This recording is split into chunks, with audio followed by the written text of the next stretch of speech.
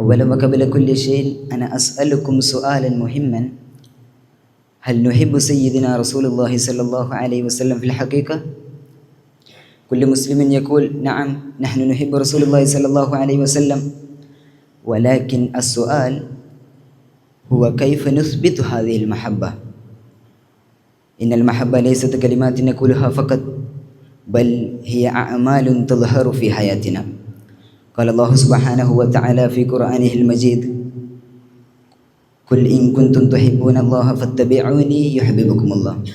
وقال رسول الله صلى الله عليه وسلم: لا يؤمن أحدكم حتى يكون هواه تبعا لما جئت به.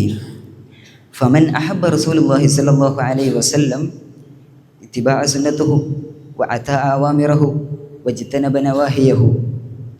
وكان الصحابة رضي الله عنهم يحبون النبي صلى الله عليه وسلم حبا عظيما، ليس بالكلام فقط بل بالتضحية والطاعة والاقتداء. أيها الأحبة، نحن نحتفل بذكر مولد النبي صلى الله عليه وسلم، ولكن علينا أن نسأل أنفسنا: هل نقرأ سيرته؟ هل نصلي عليه كثير؟ هل نتخلق بأخلاقه؟ هل نحسن على الناس كما كان النبي صلى الله عليه وسلم؟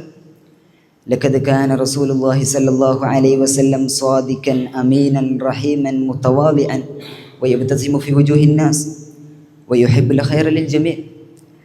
وإذا أردنا أن نظهر هذه المحبة له فعلينا أن نجعل هذه الأخلاق جزءا لا يتجزأ في حياتنا اليومية. أيها الحضور الكرام، إن العالم اليوم يحتاج إلى أخلاق رسول الله صلى الله عليه وسلم، فعلينا أن نقوم بدعوة إلى الله سبحانه وتعالى وإلى رسوله، وننشر أقواله وأفعاله كما علمنا رسول الله صلى الله عليه وسلم: بلغوا عني ولو آية. وأيضا أن نستخدم وسائل التواصل الاجتماعي لنشر أحاديثه الصحيحة وسيرته وكلامه الطيبة. وتذكروا قول رسول الله صلى الله عليه وسلم: لا يؤمن أحدكم حتى أكون أحب إليه من والده وولده والناس أجمعين. فعلينا أن نسأل كل يوم هل أعمالي تدل على أنني أحب رسول الله صلى الله عليه وسلم؟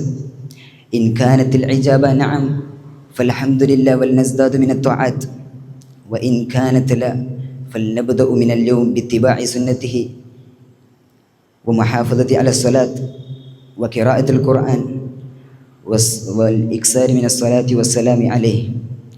وأنا لا أريد إطالة كلامي، نسأل الله سبحانه وتعالى أن يرزقنا محبة رسول الله صلى الله عليه وسلم، وأن يوفقنا باتباع سنته، وأن يجمعنا به في الفردوس الأعلى. وآخر دعوانا الحمد لله رب العالمين، والسلام عليكم ورحمة الله تعالى وبركاته.